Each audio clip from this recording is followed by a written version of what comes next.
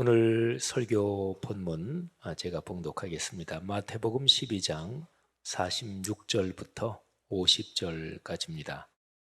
예수께서 무리에게 말씀하실 때에 그의 어머니와 동생들이 예수께 말하려고 밖에 섰더니 한 사람이 예수께 여짜오되 보소서 당신의 어머니와 동생들이 당신께 말하려고 밖에 서 있나이다 하니 말하던 사람에게 대답하여 이르시되 누가 내 어머니며 내 동생들이냐 하시고 손을 내밀어 제자들을 가리켜 이르시되 나의 어머니와 나의 동생들을 보라.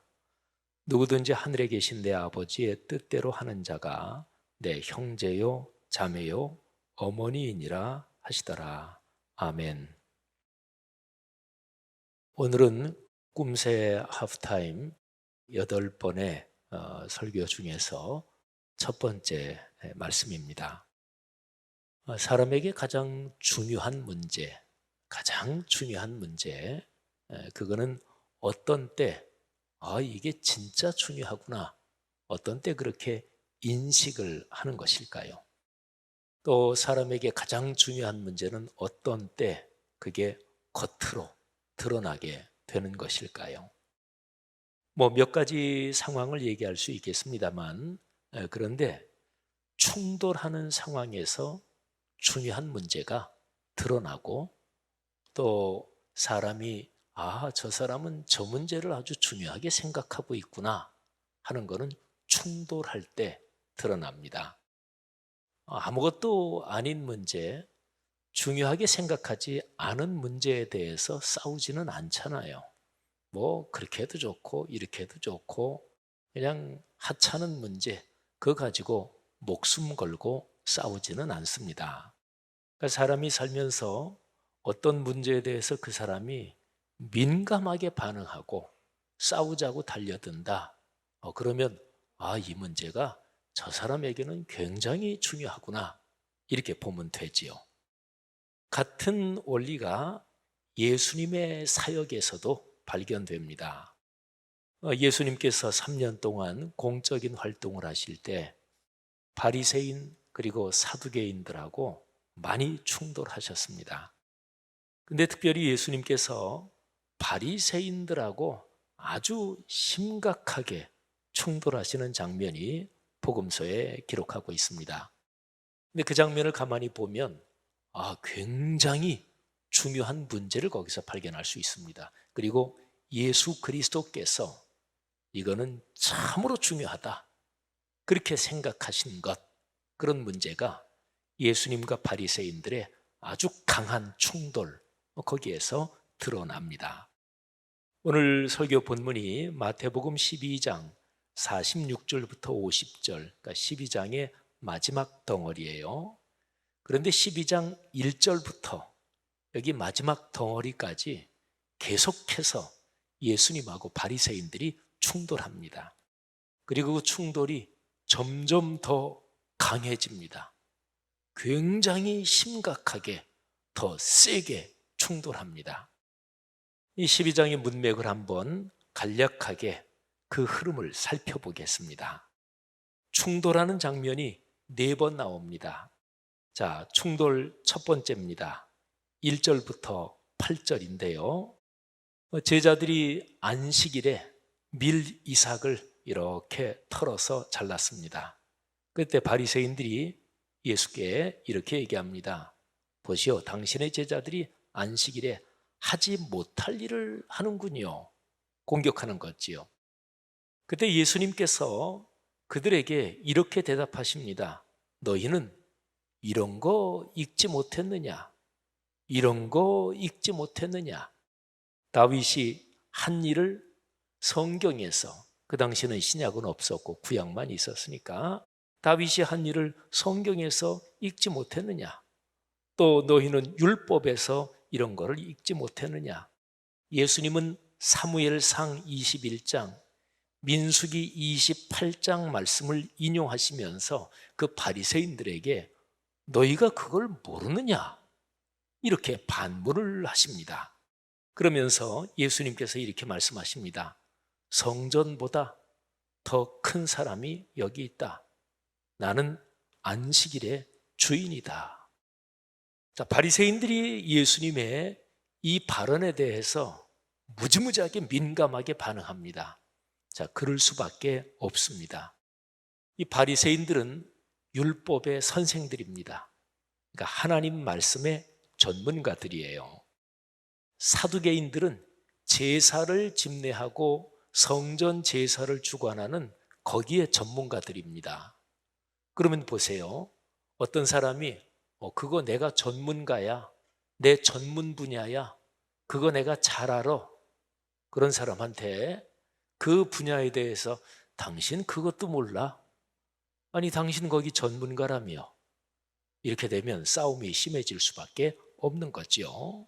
그러니까 예수님께서 바리새인들에게 구약성경, 사무엘서, 민수기서 읽어보지도 못했느냐? 이렇게 하는 얘기는 너희들이 율법, 하나님 말씀의 전문가면서 하나님 말씀의 뜻도 모르느냐? 이런 질문입니다. 그리고 이제 더 결정적인 것은 성전보다 더 큰 이가 여기 있다. 예수님 자신을 가리키는 거지요. 인자는 인자, 글자 그대로 번역하면 사람의 아들이지요. 예수님이 당신을 가리킬 때 겸양으로 쓰신 표현입니다. 인자는 나는 안식일의 주인이다. 여러분 이렇게 보면 충돌이 심상치 않지요. 그러니까 하나님의 말씀을 가지고 충돌한 거예요. 예수님이 바리새인들의 심기를 그냥 일부러 도발하려고 그렇게 표현한 건 아니에요. 이 바리새인들이 안식일이라는 아주 중요한 문제에 관해서 하나님 말씀의 뜻을 모르고 있으니까, 그리고 이거는 중대한 문제니까, 그러니까 예수님도 정확하게 말씀하실 수밖에 없었고, 바리새인들은 거기에 대해서 아주 심각하게 예민하게 반응하면서 충돌할 수밖에 없었던 거지요. 예수님께서 하신 말씀에서 하나님 말씀의 뜻을 너희가 알았더라면, 이런 표현을 하십니다. 12장 7절인데요. 나는 자비를 원하고 제사를 원하지 아니하노라 하신 뜻을, 하나님 말씀의 그 뜻을 너희가 알았더라면, 여기서 뜻이라는 단어가 중요합니다. 성경 말씀은 삼위일체 하나님의 말씀이잖아요. 그러니까 성경 말씀의 뜻을 안다, 그거는 하나님의 마음, 하나님의 뜻을 안다는 거예요. 근데 예수님께서는 너희는 하나님 말씀의 뜻을 모른다, 하나님의 마음을 모른다, 이렇게 말씀하신 거지요. 자, 이제 두 번째 충돌 장면으로 넘어갑니다. 9절부터 21절입니다. 같은 날이에요. 안식일에 예수님께서 한 손 마른 사람, 손이 좀 굳은 사람이 있었는데, 근데 사람들이 예수님을 고발하려고, 여기서 사람들은 바리새인들 그 사람들이죠. 그러니까 일부러 물어봅니다. 안식일에 병 고치는 게 옳습니까? 예수님께서 말씀하시죠. 너희가 안식일에 양이 구덩이에 빠지면 안식일이네, 그냥 놔두고 내일 구해야지, 그러지 않지 않느냐? 바로 구덩이에 빠진 양 구할 거 아니냐? 그러면 양보다 사람이 얼마나 더 귀하냐? 그러므로 안식일에 사람을 구하는 것, 선을 행하는 것이 옳다. 그러면서 그 사람 굳은 손을 고치십니다. 그 사람 손이 치유됐습니다. 바리새인들이 또 강력하게 자기들이 자존심이 상했다고 생각할 수밖에 없죠. 그러니까 안식일의 뜻을 예수님께서는 아주 평이하게 푸십니다. 너무나 쉽잖아요. 너희들 양이 구덩이에 빠졌다, 안식일이라도 건져낼 거 아니냐? 그러면 양보다 중요한 사람이 고통을 겪고 있는데 그 사람 안식일에 구하고 고치는 거 하나님 앞에서 옳지 않느냐? 이 바리새인들은 아주 단순한 얘기지만 뭐라고 반박할 수 없는 예수님의 말씀 때문에 말씀의 선생인 자기들의 체면이 완전히 구겨졌습니다. 그래서 바리새인들이 나가서 어떻게 예수를 죽일까 의논했다고 했습니다. 보세요. 무지무지하게 충돌이 심해지죠. 자, 여러분 세 번째 충돌 장면입니다. 22절부터 37절인데 여기서는 이제 더 세집니다. 자, 이런 상황입니다. 귀신이 들린 사람이 있었어요. 그래서 눈도 앞도 보지 못하고 말도 못하는 아주 비참하고 처참한 사람입니다. 그 사람을 예수님께 데리고 왔어요. 예수님이 고쳤습니다. 그 사람이 말도 하게 됐고 앞도 보게 됐습니다. 근데 사람들이, 거기에 모인 그걸 본 많은 사람들이, 야, 예수 이분 다윗의 자손이 아니냐. 다윗의 자손은 구세주, 메시아란 뜻이에요. 다윗의 자손이 아니냐. 그랬더니 바리새인들은 이렇게 말합니다. 다윗의 자손? 말도 안 되는 얘기하지 말아라. 저 예수란 자가 귀신의 왕 바알세불을 그 힘을 빌어서, 그래서 지금 저 사람 속에 들어있는 귀신을 쫓아낸 거다. 근데 예수님께서 그런 얘기를 듣고서 이렇게 말씀을 하십니다. 내가 하나님의 성령을 힘입어 귀신을 쫓아내는 것이면 하나님의 나라가 이미 너희 안에 지금 여기서 살아 움직이고 있다. 그러니까 예수님의 말씀은 나는 성령을 힘입어 하나님의 거룩한 영으로 이 귀신을 쫓아내고 이 사람을 고친 거다. 그런데 너희가 귀신의 왕의 힘을 빌어서 지금 내가 이 일을 하고 있다고 그러느냐? 그러면서 예수님께서 무지무지하게 센 말씀을 하십니다. 모든 죄는 용서받습니다. 회개하면 용서받아요. 근데 성경에서도 아주 해석하기 어려운 구절이 바로 여기 있습니다. 성령을 모독하는 것은 사하심을 얻지 못한다. 누구든지 말로 성령을 거역하면 이 세상에서 용서받지 못하고 오는 세상에서도 용서받지 못한다. 그러니까 영원토록 용서받지 못한다. 그러니까 성령을 모독하면 끝장이에요.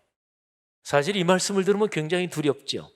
저는 고등학교 1학년 때부터 신앙생활을 했는데 고등학생 때, 2학년 때인지 3학년 때인지 이 말씀을 읽으면서 무지무지하게 두려웠던 적이 있어요.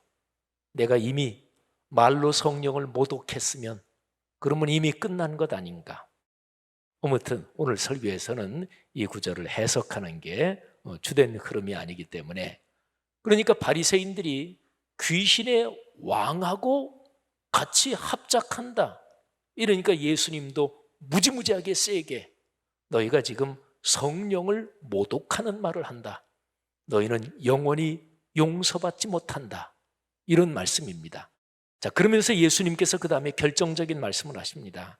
아주 중요한, 오늘 문맥에서 중요한 말인데요. 나무도 좋고 열매도 좋다. 맞죠? 좋은 나무면 열매도 좋은 열매가 맺지요. 나무가 좋지 않으면 열매가 좋지 않지요. 그래서 열매로 그 나무를 안다. 여러분, 예수님께서 지금 하신 이 말씀은 바리새인들이 하나님 말씀을 제대로 알지 못한다. 지금 그게 쟁점이잖아요. 그러니까 너희가 하나님의 말씀에서 열매를 맺지 못한다. 그러니까 바리새인들은 하나님의 말씀, 성경 말씀에 대해서 지식적으로는 전문가일지 모르지만 그 말씀이 삶으로 이어지고 그 말씀에 순종하고 그 말씀 때문에 인격과 일상이 변하고 삶이 변하는 이 말씀과 삶이 연결되는 게 없었던 거예요. 이게 바로 그 얘기입니다. 너희는 말씀을 줄줄이 암송하고 누구보다 신학적인 견해도 많이 알고 남보다 성경 지식 훨씬 많이 알고 신앙생활도 아주 오래 했을지 몰라도 너희는 그 말씀이 삶으로 이어지지 않는구나. 그러면서 예수님께서 34절에 독사의 자식들아. 여러분 한번 상식적으로 생각해 보세요. 바리새인과 예수님이 갈 때까지 다가간 거예요. 그러면서 예수님이 마지막에 이런 말씀을 하십니다. 사람이 무슨 무익한 말을 하든지 심판날에 여기에 대해서 신문을 받을 것이다.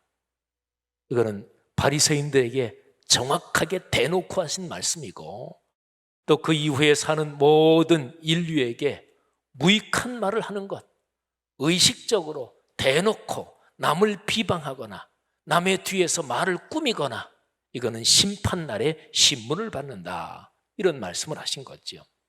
여기에 세 번째 충돌의 장면, 여기에서 하나님의 말씀이 삶으로 이어지지 않는 바리새인들에게 아주 정확하게 강력하게 말씀을 하십니다. 자, 이제 마지막 네 번째 충돌 장면입니다. 38절부터 42절입니다. 자, 서기관과 바리새인 중 몇 사람이, 서기관도 바리새파 사람들이 대부분 다 서기관이었어요. 서기관이 성경 필사하고 또 그러다 보니까 성경 지식이 많고, 그러니까 서기관들도 말씀을 가르치는, 아무튼 율법 전문가들, 하나님 말씀 전문가들입니다. 이 사람 중에 몇 사람이 예수님께 이렇게 질문을 합니다. 우리에게 표적을 좀 보여주시오. 유명한 얘기죠. 예수님이 대답하십니다. 악하고 음란한 세대가 표적을 구하는구나. 그런데 선지자 요나의 표적밖에는 보일 표적이 없다. 자, 이 뜻이 무엇일까요? 그러면서 예수님이 그 다음에 요나 이야기하고, 그리고 저 에디오피아 여왕 얘기를 합니다. 이게 바로 저 유명한 시바 여왕이지요. 그런데 요나 이야기를 이렇게 말씀하십니다. 심판 때에 니느웨 사람들, 요나가 니느웨에 가서 하나님의 말씀을 전하고 하나님의 심판의 말씀을 전했잖아요. 그런데 니느웨 사람들이 회개했습니다. 심판 때에 그 니느웨 사람들이 일어나서 이 세대 사람, 악하고 음란한 세대 사람들을 정죄하고 판단할 것이다. 왜? 이유가 중요합니다. 그들이 요나의 전도를 듣고 회개했다. 전도, 말씀을 전한 거잖아요. 그러니까 말씀을 듣고 반응했어요. 회개했다는 얘기는 그 말씀이 삶으로 이어졌다는 거잖아요. 요나가 전한 하나님의 말씀을 듣고 그들의 삶이 변했습니다. 자, 그런데 요나보다 더 큰 사람이 지금 여기 있다. 예수님 자신을 말씀하신 거예요. 요나보다 더 큰 이가 전하는 하나님의 말씀도 너희는 지금 듣지 않는구나. 이런 무서운 책망이죠. 자, 그 다음에 심판 때에 남방 여왕이 일어나 이 세대 사람을 판단할 거다. 근데 이유가 중요합니다. 그 남방 여왕, 에디오피아의 시바 여왕이 솔로몬의 지혜로운 말을 들으려고, 솔로몬은 하나님의 영으로 충만한 사람이었지요. 그러니까 하나님 말씀을 들으려고 어디에서 왔다고요? 땅 끝에서 왔다. 그 당시는 아프리카 내륙 지방에 있는 에디오피아는 그 당시의 세계에서 생각할 수 있는 땅 끝이었어요. 땅 끝에서부터 말씀을 사모해서 말씀을 들으려고 왔다. 그런 사람은 그 말씀이 삶으로 이어지겠죠. 그런데 예수님께서 이렇게 말씀하십니다. 솔로몬이 전한 하나님의 말씀도 그렇게 간절히 사모해서 땅 끝에서부터 말씀을 들으려 온 사람이 있었는데 솔로몬보다 더 큰 이가 여기 있다. 예수님 자신을 가리키신 거예요. 사랑하신 여러분, 이 충돌의 네 번째 장면을 가만히 보면 핵심이 뭔지가 아주 명백하지요. 요나 그리고 솔로몬 두 사람은 하나님의 말씀을 전한 사람이었고, 요나가 전한 말씀을 듣고 니느웨 사람들의 삶이 바뀌었고, 솔로몬이 전한 하나님의 말씀을 듣고 에디오피아 여왕의 삶이 바뀌었고, 그러니까 말씀이 삶으로 이어지는 그 사람들이 하나님의 뜻을 행하는 것이고, 그 사람들이 마지막 때에 하나님과 함께 악하고 음란한 세대를 판단하고 정죄할 거다. 여러분, 이렇게 보면 예수님께서 악하고 음란한 세대, 이 표현에 담긴 뜻이 분명해집니다. 뭐가 악하고 음란한 세대일까요? 말씀을 듣지 않는, 말씀을 사모하지 않는, 그리고 말씀을 알기는 알아도 그 말씀을 삶으로 실천하지 않는, 이게 바로 악하고 음란한 것이다. 오늘 문맥으로 보면 그렇지요. 자, 여러분, 이제 네 번의 충돌이 종합적으로 이제 모이면서 예수님께서 심판을 예고하십니다. 43절부터 45절입니다. 자, 이거는 충돌의 종합. 그러면서 예수님이 심판을 예고하시는 거예요. 이것도 성도들에게 비교적 많이 알려진 말씀이지요. 어떤 사람에게 더러운 귀신이 살고 있었습니다. 근데 귀신이 다른 데 좀 가서 살아볼까? 귀신이 그 사람에게서 나갔습니다. 근데 나가서 여기저기 돌아다녀 봐도 뭐 마땅치 않아요. 에이, 전에 살던 집으로 돌아가자. 근데 돌아가 보니까 아직도 빈집이에요. 자기가 나오고 난 뒤로 어떤 영도 거기에 들어가지 않았어요. 아이고, 비어 있구나. 근데 이게 웬일입니까? 자기가 살던 때보다 더 깨끗하게 다 정리가 돼 있어요. 아유, 꽤 괜찮은 곳이었구나. 그래서 자기 친구, 자기보다 더 악한 귀신 7을 데리고 들어가서 거기에서 살았습니다. 이 사람의 상황이 전보다 훨씬 더 힘들어졌죠. 몇 배나 더 힘들어졌을까요? 7이니까 얼른 7배. 그런데 원래 살던 이놈의 귀신까지 있으니까 8배로 더 심하게 악해졌습니다. 자, 여러분, 요 얘기는 무슨 얘기를 뜻할까요? 그런데 지금 12장의 문맥을 제가 쭉 말씀드렸으니까 바리새인들, 말씀의 선생, 말씀을 누구보다 많이 알고 말씀의 해석도 정통하고 신학적인 지식의 전문가고, 그런데 그들에게 한 가지 빠져 있는 게 있었습니다. 말씀을 겸허하게 듣고 자신들의 속사람이 변해서 삶이 변하는, 말씀이 삶으로 연결되는 그게 없었던 거예요. 이 더러운 귀신 이야기는 바로 그 얘기를 지적하신 것입니다. 귀신이 나갔다. 그러면 거기에 뭘로 채워야 돼요? 하나님의 영으로 채워야죠. 하나님의 말씀으로 채워야죠. 그런데 그렇지 않았을 때, 말씀이 삶의 실천이 없고 말씀이 그 사람의 삶을 지배하지 않을 때 그 사람의 삶은 점점 더 악해진다 하는 거지요. 자, 여러분, 예수님이 충돌, 4번에 걸친 충돌을 다 종합하시면서 심판을 예고하시는데요. 자, 그 다음에 충돌을 종합하시면서 예수님께서 맨 마지막으로 하나님의 나라를 선포하십니다. 자, 예수님께서 그들에게 이제 가장 중요한 것을 말씀하시는 거예요. 하나님 아버지의 뜻대로 사는 것, 이것이 바로 하나님 나라입니다. 66권 성경 말씀을 묵상하여 깨닫고 그 깨달음에 순종해서 사는 것, 이게 하나님 나라며 기독교 신앙입니다. 그러니까 말씀을 사는 게 중요해요. 성경 말씀과 연관된 말씀 묵상, 말씀 묵상은 시작과 과정과 완성 전체 과정이 성령의 능력, 성령의 도우심으로만 진행되는 거예요. 그러니까 두 가지가 중요하지요. 말씀과 성령, 또는 성경과 성령. 자, 오늘 설교 본문 마태복음 12장 맨 마지막 덩어리예요. 한번 보시는데 질문과 대답에 한번 주목을 해보십시오. 자, 충돌을 먼저 종합해서 심판을 예고하는 건 조금 전에 말씀드렸죠. 근데 예수님이 충돌을 종합하시면서 심판만 예고하시는 게 아니라 하나님 나라를 선포하시면서 이 하나님 나라 안에서 살자, 하나님 나라를 함께 열어가자, 말씀이 삶이 되는 나라, 그 축복을 누리자, 이렇게 말씀하시는 거예요. 자, 질문을 보세요. 한 사람이 예수님께 이렇게 말합니다. 지금 선생님의 어머니하고 형제들이 지금 밖에서 만나려고 기다리고 있습니다. 근데 예수님께서 이렇게 대답하십니다. 누가 내 어머니, 내 동생들이냐?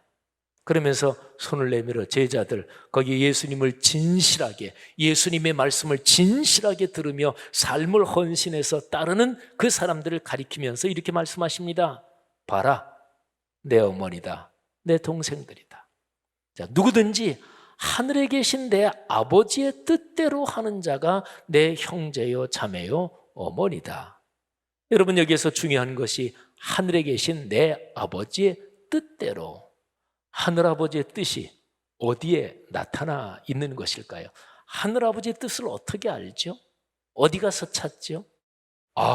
저는 꿈으로 하나님께서 잘 보여주십니다. 틀린 건 아니에요. 맞아요.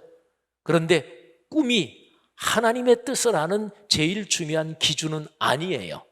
그렇게 되면 신앙이 망가져요. 나는 갑자기 하나님이 환상을 보여주시는 경우가 많아요. 환상을 통해서 하나님의 뜻이 보일 수 있어요. 틀린 거 아니에요. 맞아요. 그런데 하나님의 뜻을 판단하는 제일 중요한 중심이 환상이 아니에요. 저는 살아오면서 예수 믿고 옛날에 죽을 병에서 진짜로 하나님의 능력으로 안수기도 받아서 병을 고침받았습니다. 자신의 어떤 체험, 그게 하나님의 뜻이 그 체험을 통해서 드러나죠. 맞아요. 그런데 그 체험이 하나님의 뜻의 중심은 아닙니다. 하늘 아버지의 뜻이 어디에 기록이 되어 있고 어디에서 드러나고 어디에서 찾을 수 있을까요? 제일 중요한 거 딱 한 가지만 찍으면 66권 성경. 삼위일체 하나님께서 인류를 구원하시기 위해서 주신 유일한 그리고 완결된 성경 말씀. 하늘 아버지의 뜻은 66권 성경에서 찾을 수 있습니다. 그러니까 예수님께서 가족에 대한 얘기를 하시지만 여러분 보세요. 자기 엄마하고 동생들이 와 있는데 그거 외면하고 내 어머니, 내 동생들 여기 있는 사람들이다. 이거는 얼마나 진짜 무례하고 이거는 말이 안 되는 얘기잖아요. 그런데 12장 1절부터 쭉 내려온 충돌의 과정, 그리고 예수님이 여기에는 승부를 걸고 여기에는 생명을 걸고 이 일을 위해서 내가 왔다. 이 일 못하면 내가 세상에 온 거 헛거다. 그게 뭔가요? 하나님의 말씀을 전하고 말씀이 삶이 되는 것입니다. 이 문제가 걸려 있는 거예요. 그러면서 어머니하고 동생들이 온 거 그걸 딱 들으면서 제일 중요한 그 문제를 다시 한번 명확하게 지적하시는 거예요. 심지어는 가족도 하나님 아버지의 뜻대로 하나님의 거룩한 말씀대로 말씀을 묵상하며 그리고 묵상한 말씀에서 깨달은 대로 사는 그 말씀 묵상을 통해서 하나님의 말씀대로 사는 거기가 바로 하나님의 나라고 거기가 바로 하나님의 가족이고 영적인 가족이다. 사랑하신 여러분, 예수님께서는 바로 이 말씀을 하시면서 하나님의 나라를 열어가야 된다. 그런데 하늘아버지의 뜻대로 행하는 자, 그러면 하늘아버지의 뜻을 예수님께서 이제 13장부터 쭉 펼쳐주시는 거예요.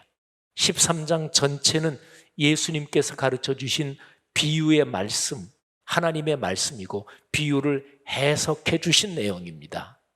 그러니까 12장 제일 끄트머리에서 하늘에 계신 내 아버지의 뜻대로 하는, 뜻대로 실천하고 삶으로 사는 자가 내 형제 자매요 어머니다. 그 사람들이 진정한 가족이다. 그러면서 바로 13장으로 이어서 비유의 말씀과 비유를 해석해 주시는 거지요. 사랑하신 여러분, 이 세상에서 가장 행복한 사람이 누구일까요? 의미 있고 가치 있는 일을 하는 사람, 그러면서 사는 사람이 제일 행복합니다. 여러분은 어떠십니까? 내 가족을 위해서 애쓰는 것 참으로 가치 있고 의미 있는 것입니다. 내 가까운 사람, 내가 신세를 진 사람의 신세를 갚는 것은 사람으로서 마땅한 도리요 아주 의미 있는 것입니다. 그런데요, 진짜로 중요한 어떤 일을 처음 열어가는 사람은 어떨까요? 아주 가치 있는 일을 계속해서 열어가는 사람, 그 사람의 인생은 어떨까요? 말할 것도 없죠. 그런 인생이 위대한 것입니다. 자, 그렇다면 하나님의 나라를 열어가는 이거는 얼마나 위대한 인생일까요? 성도 여러분, 이번 꿈새 하프타임 기간 중에 예수님께서 하늘아버지의 뜻을 비유로 또 그 비유의 해석으로 가르쳐 주신 말씀을 들으면서 주님, 하나님의 나라를 열어가며 살겠습니다. 그 일에 동참하며 살겠습니다. 이런 결심과 헌신이 깊어지기를 주의 이름으로 축원합니다. 그게 바로 말씀을 묵상하며 사는 길이요, 말씀 묵상에서 깨달은 것을 소그룹에서 서로 나누고 격려하며 중보 기도하며 그렇게 하나님의 가족으로 인생 여정을 걸어가는 것입니다. 이 놀라운 복이 여러분 모두에게 충만하기를 주의 이름으로 축원합니다.